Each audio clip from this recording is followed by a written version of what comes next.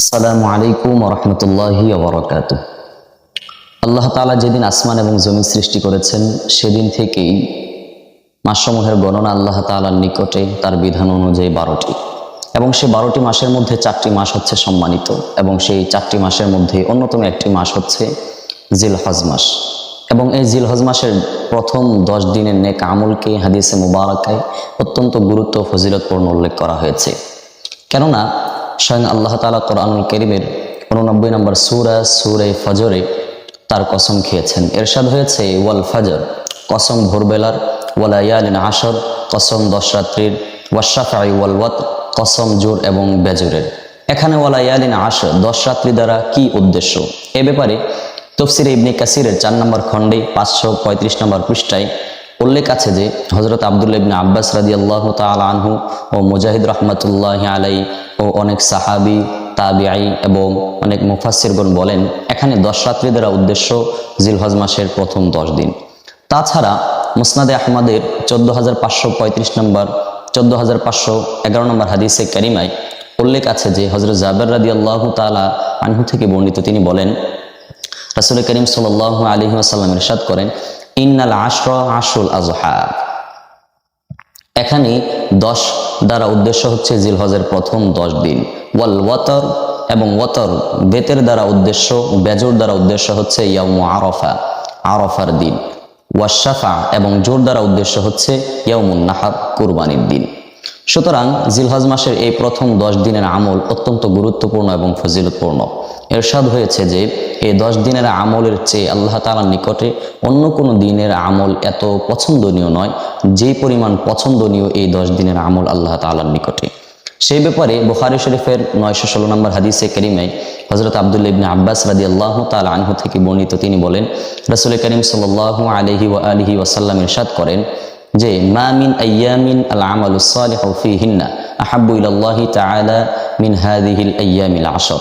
আল্লাহ তাআলার নিকটে জিলহজ মাসের প্রথম 10 দিনের আমলের চেয়ে অন্য কোনো আমল অধিক পছন্দনীয় নয়। ফাকালু ইয়া রাসূলুল্লাহ, সাহাবায়ে কেরাম আরজ করলেন, ইয়া রাসূলুল্লাহ ওয়ালাল জিহাদু ফি সাবিলিল্লাহ, আল্লাহর রাস্তায় জিহাদ করাটাও কি নয়? ফাকালা রাসূলুল্লাহ সাল্লাল্লাহু আলাইহি ওয়াসাল্লাম, রাসূল সাল্লাল্লাহু আলাইহি ওয়াসাল্লাম বললেন, ওয়ালাল জিহাদু ফি সাবিলিল্লাহ, আল্লাহর রাস্তায় জিহাদও নয়, ইল্লা রাজুলুন, কিন্তু হ্যাঁ ওই ব্যক্তির জিহাদ, খরাজা বিনাফসিহি ওয়া মালিহি, যে ব্যক্তি তার জান এবং মাল নিয়ে আল্লাহর রাস্তায় বের হয়েছে, ফালাম ইয়ারজিআ মিন যালিকা বিশাইইন, এবং কোনো কিছু নিয়ে সে আবার বাড়িতে ফিরে আসে নাই। সুতরাং এই হাদিস থেকে আমাদের প্রতীয়মান হয় যে জিলহজ মাসের আমলের কত তাৎপর্য এবং কত ফজিলত রয়েছে। তো জিলহজ মাসের প্রথম 10 দিনের বেশ কিছু আমল রয়েছে, তার মধ্যে থেকে আজ আমরা 8টি আমল দলিল সহকারে জানবো এবং আমল করার চেষ্টা করবো ইনশাআল্লাহ। তার মধ্যে 1 নম্বর আমল হচ্ছে নখ এবং চুল ইত্যাদি এগুলো না কাটা। এই ব্যাপারে মুসলিম শরীফের 1977 নম্বর হাদিসে কারিমায় হযরতে উম্মে সালমা রাদিয়াল্লাহু তাআলা আনহা থেকে বর্ণিত, তিনি বলেন রাসূল করিম সাল্লাল্লাহু আলাইহি ওয়া আলিহি ওয়াসাল্লাম ইরশাদ করেন, ইদা দাখালাতিল আশরু, যখন জিলহজ মাসের প্রথম 10 দিন আসবে, ওয়া আরাদা আহাদুকুম আইয়ুদাহিয়া, তোমাদের মধ্য থেকে যারা নাকি কুরবানি করতে চায়, ফালা ইউমসিক মিন শা'রিহি ওয়া বাশারিহি শাইআন, তারা যেন তাদের চুল এবং নখ ইত্যাদি এগুলো না কাটে। অপর এক বর্ণনায় আসে যে ইদা রাআইতুম হিলালা যিল হিজ্জা, যখন তোমরা জিলহজ মাসের চাঁদ দেখবে, ওয়া আরাদা আহাদুকুম আইয়ুদাহিয়া, তোমাদের মধ্য থেকে যারা কুরবানি করতে চায় তারা যেন আন শা'রিহি ওয়া আযফারিহি, তাদের চুল নখ ইত্যাদি এগুলো না কাটে। তো আমাদের এখন প্রশ্ন হতে পারে যে আমরা চুল এবং নখ কখন কাটবো এবং কখন কাটা বন্ধ করে দিব। সুতরাং এই হাদিস থেকে প্রতীয়মান হয় যে যখন জিলহজ মাসে আমরা চাঁদ দেখব তখন আমরা চুল এবং নখ এগুলো কাটা আমরা বন্ধ করে দিব। যদি বড় থাকে তাহলে আমরা সেগুলোকে চাঁদ ওঠার আগেই কেটে ছেটে পরিষ্কার করে পরিমার্জিত করে নেব ইনশাআল্লাহ। এবং কখন আমরা এটাকে কাটবো এবং সাফাই করব, পরিষ্কার করব, সে ব্যাপারে নাসাই শরীফের 4377 নম্বর হাদিসে কারিমায় হযরত আব্দুল্লাহ ইবনে আমর রাদিয়াল্লাহু তাআলা আনহু থেকে বর্ণিত, তিনি বলেন রাসূল করিম সাল্লাল্লাহু আলাইহি ওয়া আলিহি ওয়াসাল্লাম ইরশাদ করেন, উমিরতু বিয়াউমিল আযহা ঈদান, আল্লাহ তাআলা আমাকে আদেশ করেছেন কুরবানির দিবসে ঈদ পালন করবার জন্য। জাআলাহুল্লাহু আযজা ওয়া জাল্লা লিহাদিহিল উম্মাহ, যা আল্লাহ তাআলা এই উম্মতের জন্য নির্ধারণ করেছেন। ফাকালা আর-রাজুল, এক ব্যক্তি রাসূলকে প্রশ্ন করলেন, ইয়া রাসূলুল্লাহ, হে আল্লাহর রাসূল, আরাআইতা ইল্লাম আজিদ ইল্লা মানিহাতান উনসা, যদি আমার কাছে শুধুমাত্র একটি মানিহা থাকে, অর্থাৎ অন্যের থেকে নিয়ে আসা দুগ্ধ দানকারী উটনি, আফা উযাহি বিহা, আমি কি তার দ্বারা কুরবানি করতে পারবো? ফাকালা, রাসূল বললেন, লা, না পারবে না। ওয়ালাকিন, তবে হ্যাঁ, তাখুযু মিন শা'রিকা, তুমি তোমার চুলগুলো কেটে ফেলবে, ওয়া তুকাল্লিমু আযফারাকা, এবং তুমি তোমার নখগুলো কেটে ফেলবে, ওয়া তাকুসসু শারিবাকা, এবং তুমি তোমার মোছগুলো কেটে ফেলবে, ওয়া তাহলিকু আনাতাকা, এবং তুমি তোমার নাভির নিচের লোমগুলো পরিষ্কার করে ফেলবে। ফালিযালিকা তামামু উযহিয়াতিকা ইনদাল্লাহি আযজা ওয়া জাল্লা, সুতরাং এটাই আল্লাহ তাআলার নিকটে তোমার পূর্ণ কুরবানি বলে গণ্য করা হবে। সুবহানাল্লাহি বিহামদি। সুতরাং তাহলে আমরা 1 নম্বর আমল জেনে গেলাম, যখন চাঁদ উঠবে আমরা এগুলোকে কাটা বন্ধ করে দিব, এবং যখন কুরবানির দিবস আসবে তখন আমরা এগুলোকে আবার সাফাই করে নিব। এ ছিল 1 নম্বর আমল। আর 2 নম্বর আমল হচ্ছে এই দশকে বেশি বেশি জিকির, তাসবিহ ইত্যাদি করা।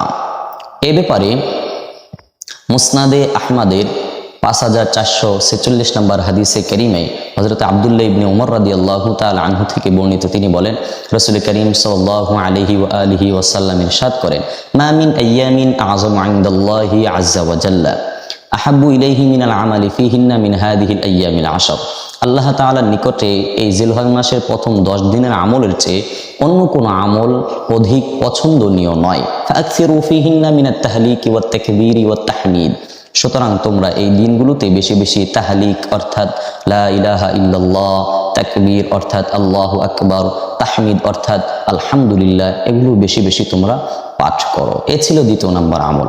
3 নম্বর হচ্ছে এই জিলহজের প্রথম দশকের মধ্যে প্রথম 9 দিন রোজা রাখা।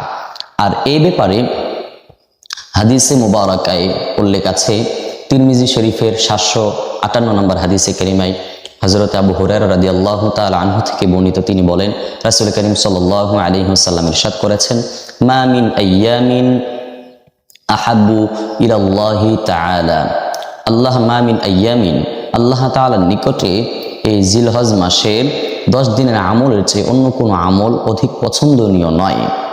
আইয়ুতাআব্বাদা লাহু ফিহা মিন আশরিল হিজ্জা, সুতরাং যারা এই 10 দিনে আমল করে তাদের এই আমলটা আল্লাহ তাআলার নিকটে অন্যান্য দিনে আমল করার চেয়ে অধিক পছন্দনীয়।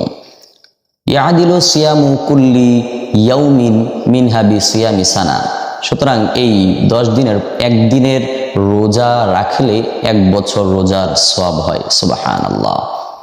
এবং ওয়া কিয়ামু কুল্লি ইয়াউমিন কুল্লি লাইলাতিন বিকিয়ামি লাইলাতিল কদর, এবং এই 10 দিনের যে কোনো এক রাত্রি আল্লাহ তাআলার নিকটে লাইলাতুল কদরের মতো সওয়াব পাওয়া যায়। সুবহানাল্লাহি বিহামদি। এ ছিল 3 নম্বর আমল। আর 4 নম্বর আমল হচ্ছে 9 তারিখ অর্থাৎ ইয়াউমে আরাফার দিনে রোজা রাখা।